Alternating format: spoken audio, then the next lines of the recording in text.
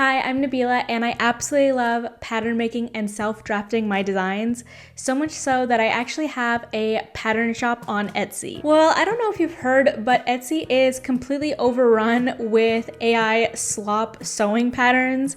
And it's honestly just a bit discouraging for someone who wants to put out sewing patterns for people to buy. I just feel like it's tanking the credibility of Etsy as a place to even look for sewing patterns. So right now I'm at a place where I just feel a little bit discouraged to put sewing patterns out. And let me be clear, I didn't start my Etsy shop to like rake in money or anything.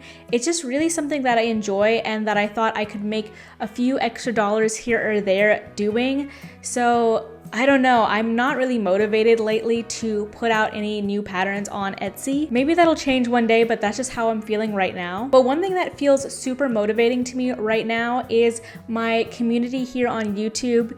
Even though I am a small channel, I am really enjoying the comments that I'm getting from you guys. I tend to go into detail about the pattern adjustments that I might be making in my videos. And sometimes I get worried that maybe this is a little bit too much information. Maybe people won't think that this is entertaining to watch because it's a lot of math. But I'm getting so many comments of people really appreciating my pattern adjustment explanations. And that feels really motivating. I love this little community that I'm creating where we're all making things with our hands instead of scrolling. So in the spirit of all of that, I am going to try something new today. I have been pinning this blouse on Pinterest multiple times. It is the Tabby blouse by Pilcrow, which is Anthropologie's in-house brand. And I think I keep pinning this for two reasons. One, the fabric is so fun and colorful, and we all know that I love a colorful plaid. And the second reason that I've been really drawn to this design is the shape. It's very simple and fun, and that is really saying something for someone who is really picky about how peplum or baby doll tops look. But there's something about the ratio of bodice to ruffle here that really looks effortless and fun. So as I really studied this top, I was struck by really how simple this design is. And I thought this would be a great project for someone's maybe first try self-drafting. So that's what we're gonna do today. I'm gonna walk you through how I would self-draft this top and hold your hand through the process. I thought that walking you through self-drafting this top would feel more rewarding to me than putting out my own version of this top to sell as a pattern. And it's such an oversized design, which makes it really forgiving for self-drafting. So I really hope you give self-drafting a try with this top. I do believe for this project, you can be a complete beginner when it comes to pattern drafting, but for the sewing difficulty, I'm gonna say confident beginner or intermediate, because there are some kind of specific seam finishing that I'm going to be using in this project. I really don't want to deter you from trying to make this top because it is quite simple. I just want to manage expectations because while I will be holding your hand through the process, if I explain literally every single thing, I think this video is just going to get too long. So I will try to leave some videos going more in depth with the seam finishes that I'll be using, or you need to be comfortable Googling things to understand what I'm talking about in certain areas. And you definitely can simplify the seam finishing that I'm gonna be talking about in this video. I think that this can't be your first ever sewing project because it might be a little bit confusing. So now we're about to get to the pattern making part of the video. But when you are self-drafting, it is so important that you make a toile or your first draft muslin. So as we get to this pattern making part, just remember that it's not that serious. All the lines you're drawing are just a first draft of what this pattern is gonna look like. So just try things out and trust your instincts. If you don't like the way that I'm drawing a certain angle here or there, just try something different. And yeah, we're gonna test this pattern with the first draft muslin anyway. So just keep in mind that it's not that serious. So don't put so much pressure on yourself to make this 100% perfect right now. That's what the first draft muslin stage of this process is for. So without further ado, let's get into the pattern making part of the video. We're gonna start off drafting the front and back bodice with your waistline measurement. That's gonna be your waist plus your desired ease. But really, I got this by pinching my measuring tape at the desired circumference and wiggling it around so that I can make sure that I liked the ease. So for your reference, my waist was 31 inches this day, and then I measured around 40 inches to start with, and then I did a little wiggle to see if I liked it, and I did.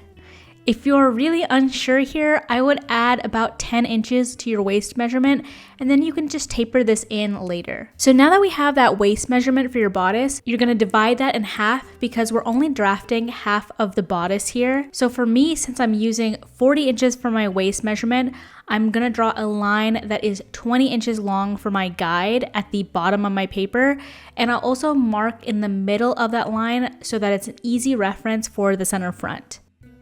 I just want to note for my demonstration purposes, I'm drafting a half size here so I can easily fit everything in the frame, but all the measurements that I'm saying to you are the full size measurements. So don't pay attention to my ruler and just follow the measurements that I'll put on screen. Next, you're gonna get your center front measurement by, again, measuring yourself. The top of your measuring tape should be where you want your neckline to be, and the bottom should be where you want your ruffle to start, which I would recommend to be about an inch above your belly button.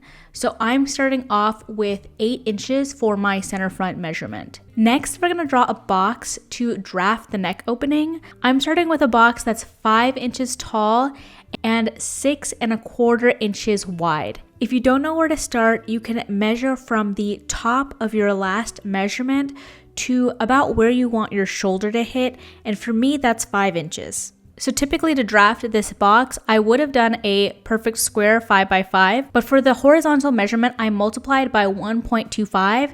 And the reason why it's not gonna be a perfect square is because this top has a bit of gathering on the neck. So we wanna add length to the neckline.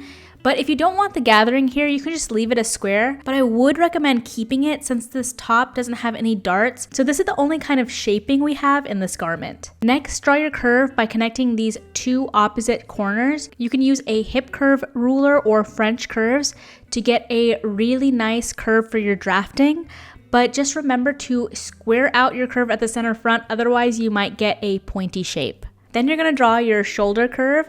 I measured about 4 inches for my shoulder, and then I added 2 inches for a drop shoulder. If you are unsure on the angle for this line, you can reference some of your favorite sewing patterns or t-shirts. And again, I'm using my French curve to get a really nice gentle curved line. And since my curve tool doesn't have any measurements on it, I'm also using my ruler to just make sure that it's the measurement that I want. Now draw a curve from your shoulder to your waistline, again using a curved ruler. And if you're trying to go for a similar fit to the original blouse, I would say you don't want it to curve out too much at the bottom. You just want it to be a gentle curve inward. Now we'll start on the back bodice with the back neck curve. So we'll draw a similar box to how we did on the front bodice, but this time it'll only be 3/4 in height and 6 inches wide. Your height should be pretty similar to mine, and for the width, I just wanted to add an inch to my measurement from the center front.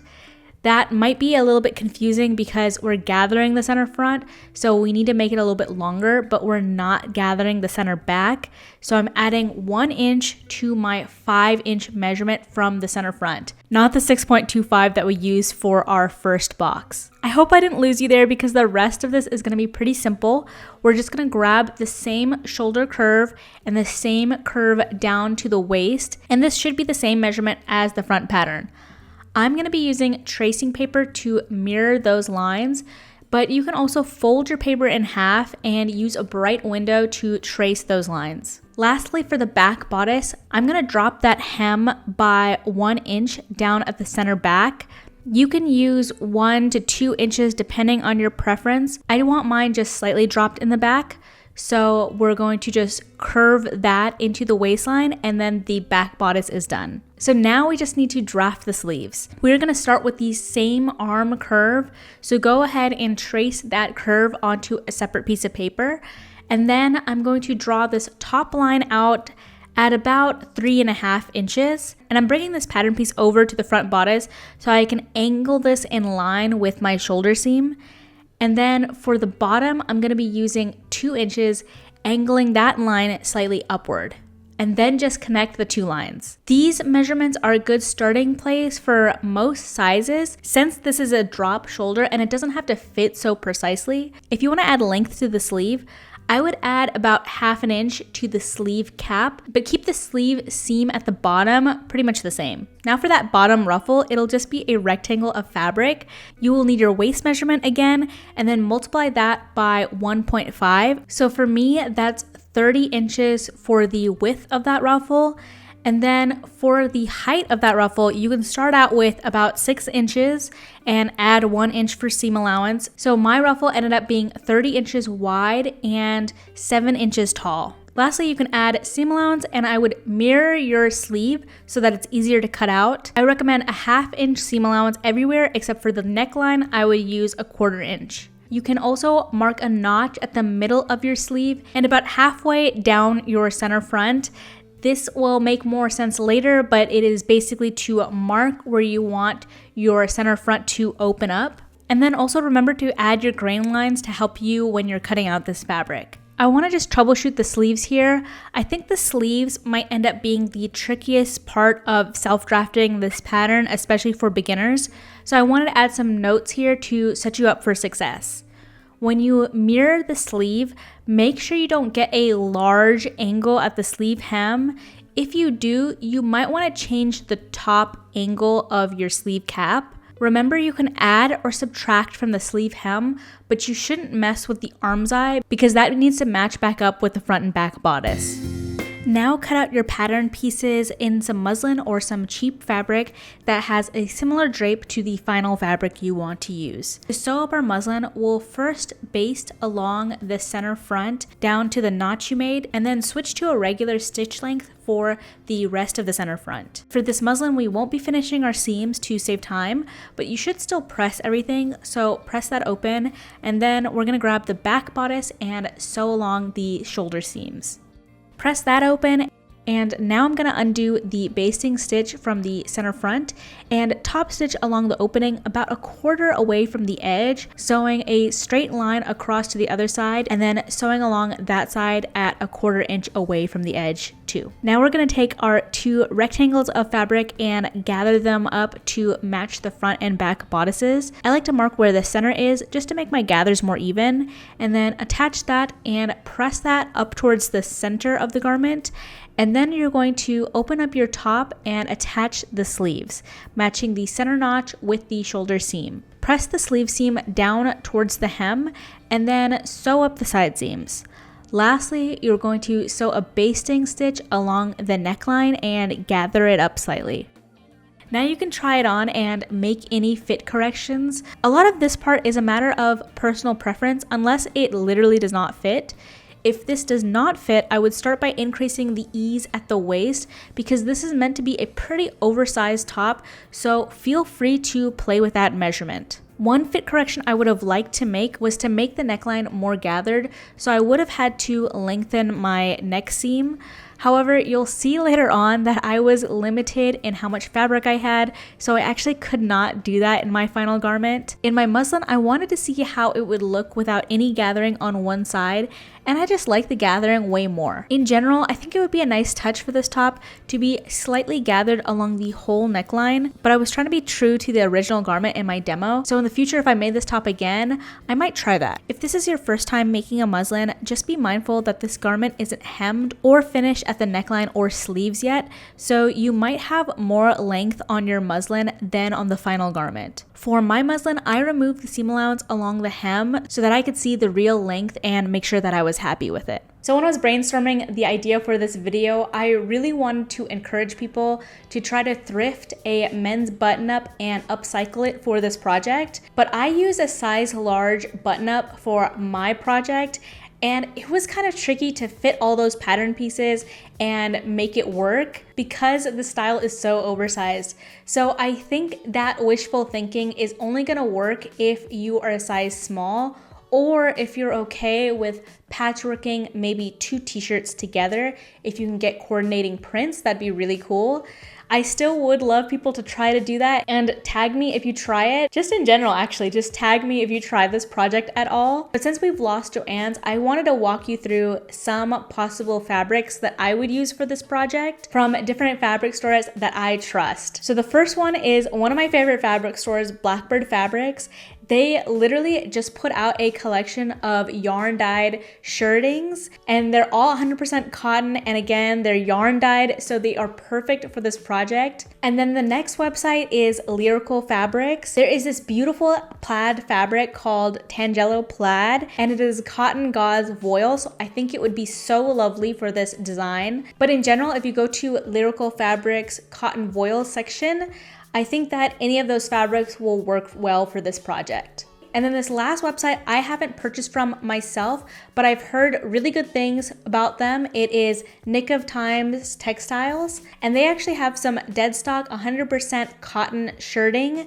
Again, yarn dyed, so I think it's perfect. When I went through the website, here are the two that I saw that I really loved, and I'll leave the links down below. But in general, if you go for a plaid cotton shirting or a cotton voile or lawn, I think that will be great for this project. For the fabric requirements, I'm gonna make an educated guess here for how much fabric you need, but you really should lay out your patterns and measure so that you can really know exactly how much fabric you'll need. If you have a fabric that's 56 inches wide and you're using a waist measurement of 42 to 45 inches, I do think you're just gonna need a yard of fabric. If you're using a waist measurement of 46 to 70 inches, I believe you're just gonna need a yard and a half. I'm gonna film more instructions on how you can measure your pattern to really know the length of fabric that you will need. Okay, real quick, I wanted to show you how to measure your patterns to figure out your yardage. Most people will probably do this on the floor, but I wanted to show you here on my desk with half-size patterns just so I could film it easily. You're gonna wanna grab the width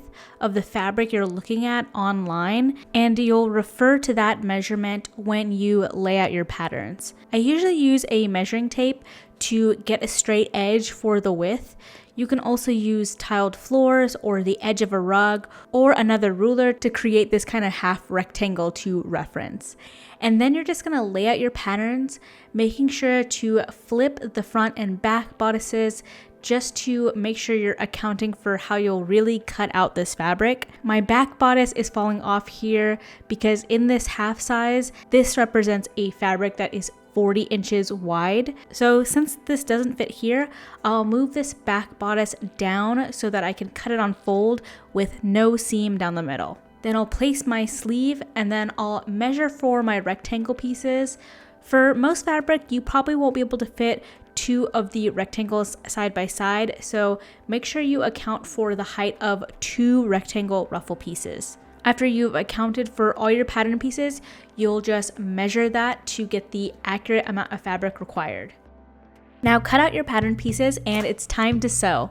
Similar to our muslin, we'll first baste the center front down to the notch and then switch to a regular stitch length for the rest of the seam. Then sew the shoulder seams and press and finish those seams. For the shoulder seams, I just serged them, and for the neckline, I'm just using some bias tape to make a bias tape facing.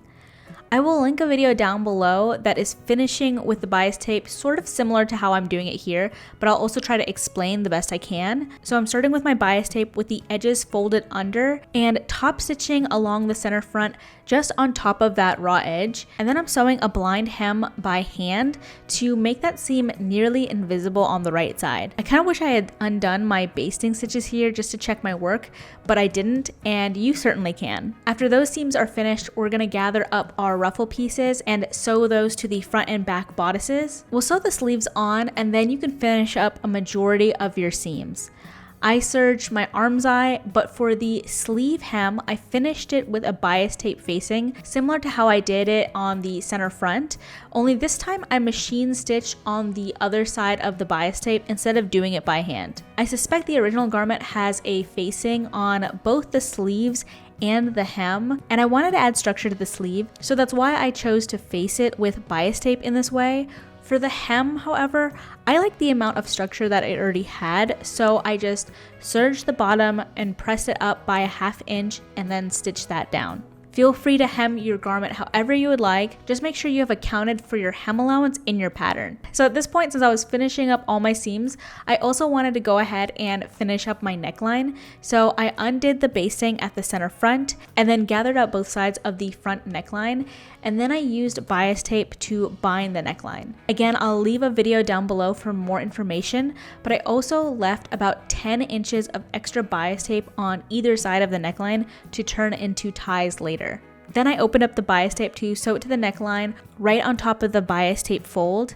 And then I folded the bias tape over that seam to enclose the raw edge and top stitch along the entire bias tape so that I additionally closed up the bias tape ties.